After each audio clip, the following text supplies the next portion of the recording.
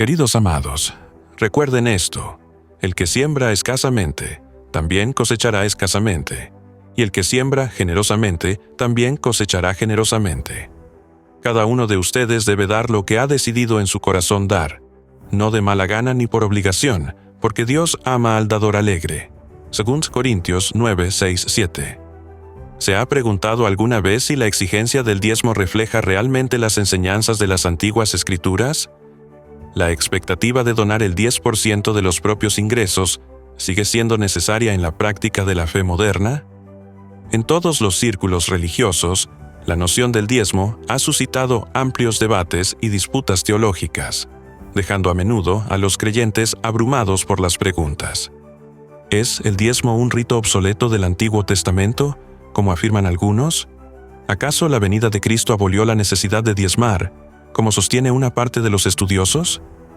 En ausencia de cualquier directiva explícita del Nuevo Testamento para diezmar, ¿es simplemente una herramienta para la explotación financiera? Estas preguntas impulsan a muchos a buscar la claridad y la verdad en medio de la plétora de creencias habladas. ¿Cómo discernir la realidad de la ficción en este complejo relato? La resolución se encuentra en el texto sagrado, que ofrece orientación a quienes están dispuestos a conocer la verdad. Así que, querido amigo, si eres nuevo aquí, recuerda suscribirte a nuestro canal y activar la campana de notificación para recibir un nuevo y fresco vídeo sobre este tema. Comencemos. Primero, examinaremos juntos este tema crucial, con el objetivo de establecer una base firme para comprender lo que las Escrituras Sagradas imparten sobre el diezmo. Con la colaboración de la Trinidad, desentrañemos estos misterios para todo corazón devoto. Exploremos los orígenes de la práctica del diezmo, que se remonta a la época de Abraham, hacia 1950 a.C., mucho antes de que se escribiera el Pentateuco. En Génesis 14, 18, 20, leemos acerca de Melquisedec, rey de Salem y sacerdote del Dios Altísimo, que trajo pan y vino y bendijo a Abraham. En respuesta, Abraham le dio la 10ª parte de todo. Lo que llama la atención es que el concepto del diezmo existía incluso antes de cualquier ley formal. El acto de Abraham de dar la 10ª parte a Melquisedec ilustra un principio que agrada al corazón de Dios. Cuando sentimos afecto por alguien, naturalmente le dedicamos tiempo y recursos. Esto es evidente en las acciones de Abraham. Algunos podrían argumentar que este es el único incidente registrado, pero la Biblia no documenta cada detalle de la vida de Abraham. Sin embargo, está claro que al menos en una ocasión, y probablemente en más, practicó el diezmo. Este acto simboliza nuestro papel no como propietarios, sino como administradores de las bendiciones que recibimos. El problema surge cuando empezamos a reclamar la propiedad de lo que es fundamentalmente de Dios. Diezmar no tiene tanto que ver con una obligación legal como con una postura del corazón. Una persona que se ha dado cuenta de la abundante gracia de Dios y aspira a seguirle, no pregunta a regañadientes qué parte de sus ingresos debe dar. Por el contrario, reflexiona sobre cuánto puede retener sin defraudar a Dios. A lo largo del Antiguo Testamento, muchos devotos seguidores de Dios diezmaron voluntariamente no por obligación, sino por amor y respeto a Él. Jacob, por ejemplo, hizo un voto a Dios después de un sueño profundo, prometiendo una 10ª parte de todo lo que recibía. Esto nos lleva a la pregunta, ¿por qué dar? La respuesta está en apoyar la obra de Dios.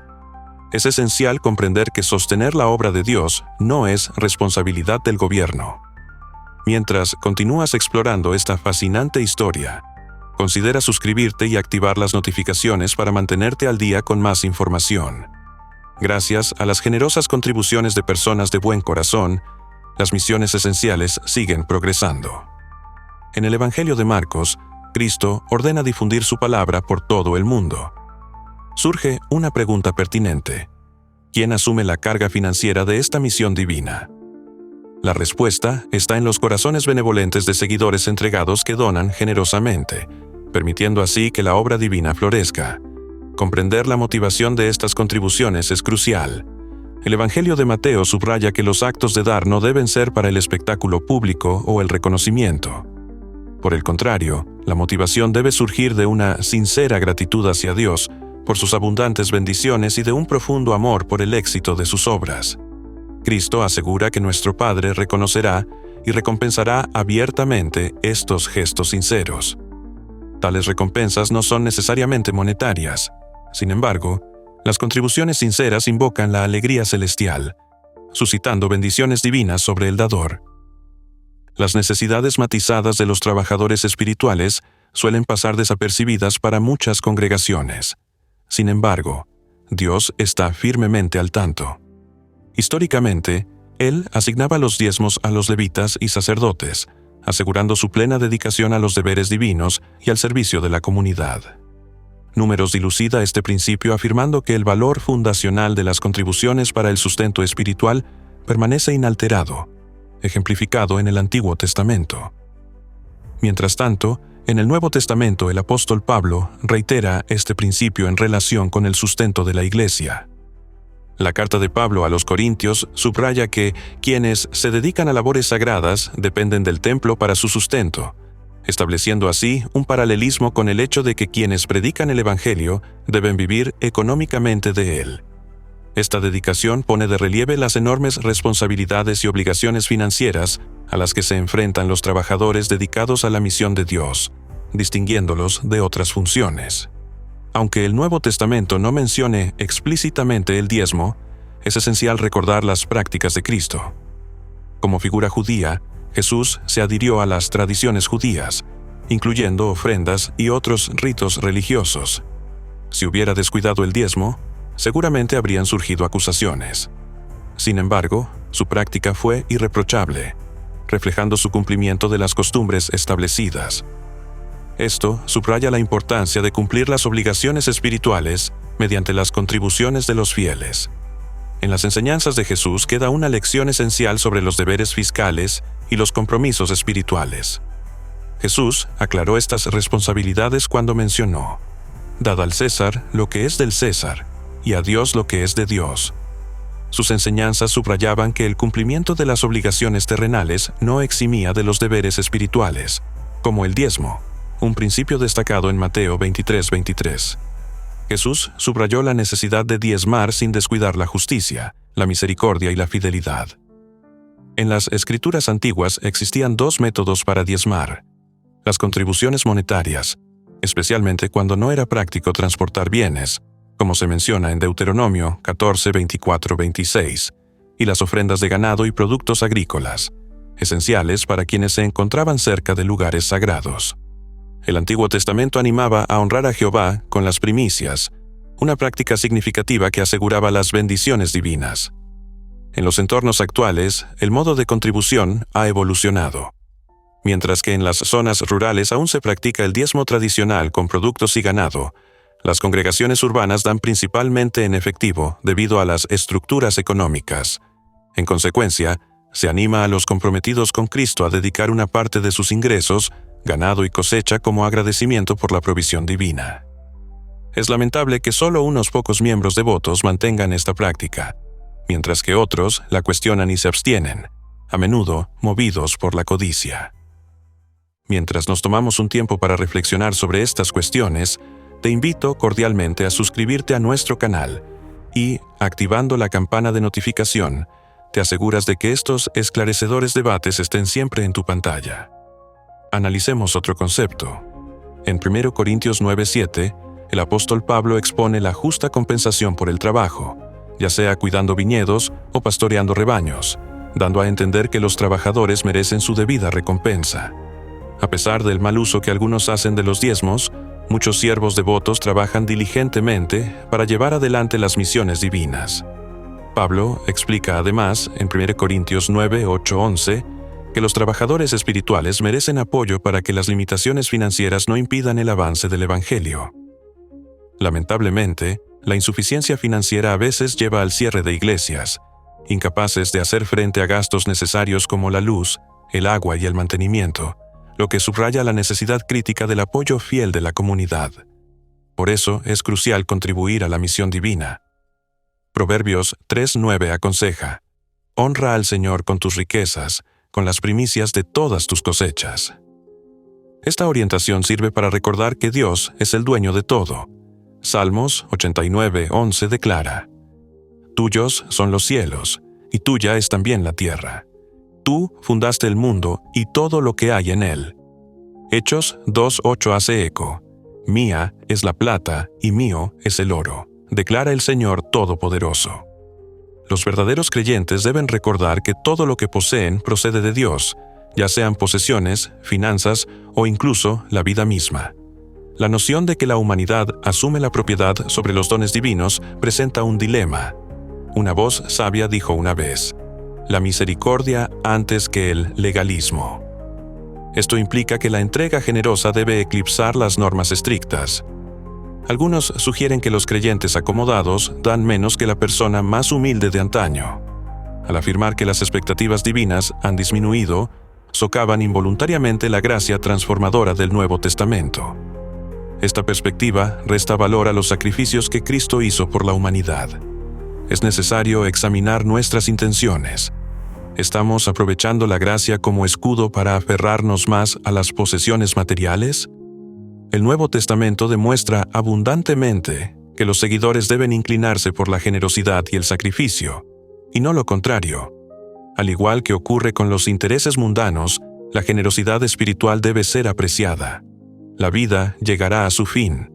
¿Quién heredará lo que tienes? Y lo que es más importante, descuidar el apoyo a la misión de Dios podría conducir a malentendidos con el Creador.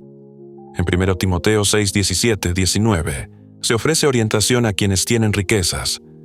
Mándales que no sean arrogantes ni pongan su esperanza en las riquezas, que son tan inciertas, sino que pongan su esperanza en Dios, que nos provee ricamente de todo para nuestro disfrute. Hacer el bien y ser generoso construye cimientos eternos.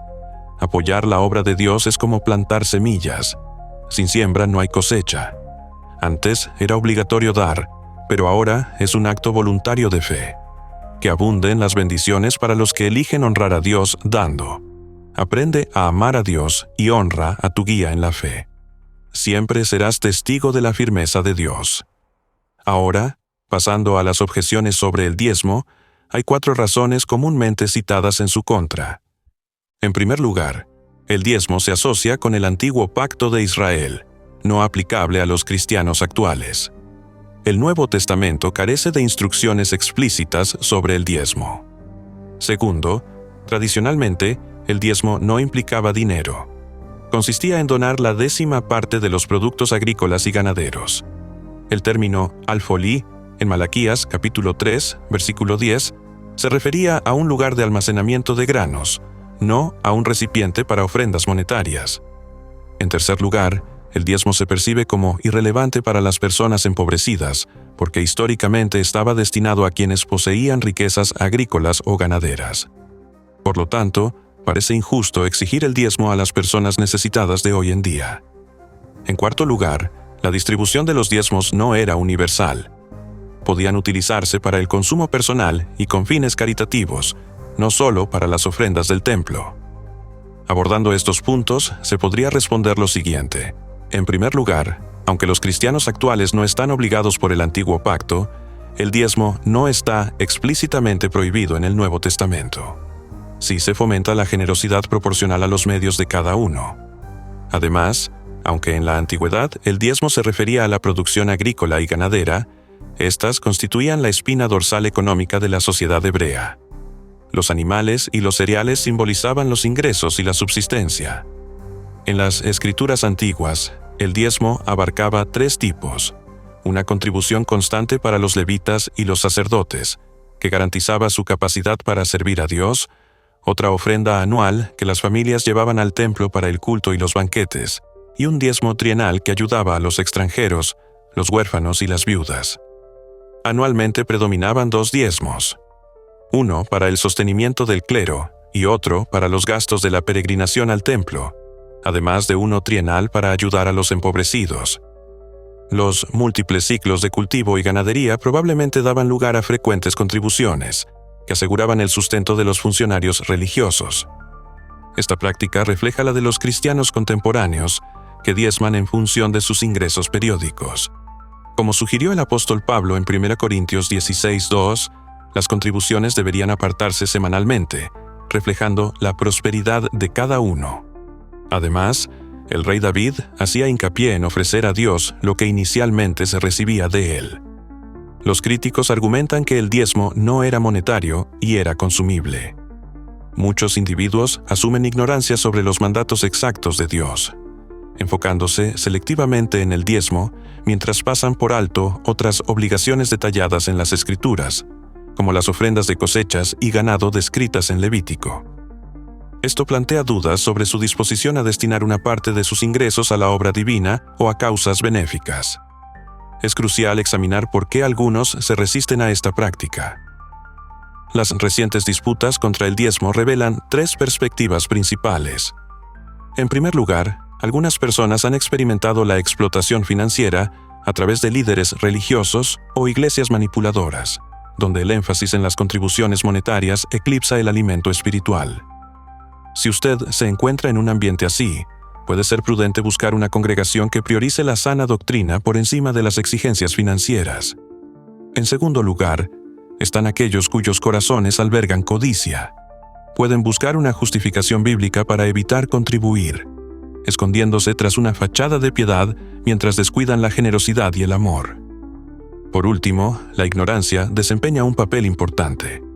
La falta de entendimiento puede llevar a las personas a desestimar sus deberes sin comprender su importancia.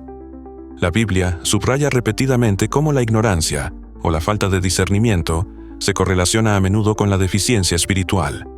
Hechos 17:30 nos recuerda que Dios pasó por alto la ignorancia pasada, llamando ahora a todos al arrepentimiento. Entonces, ¿es bíblico diezmar hoy? Sí, está arraigado en las Escrituras, establecido por Dios.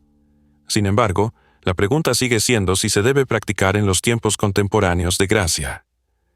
Las Escrituras animan a dar con alegría y generosidad, no dictadas por la ley, sino impulsadas por la fe y la gratitud.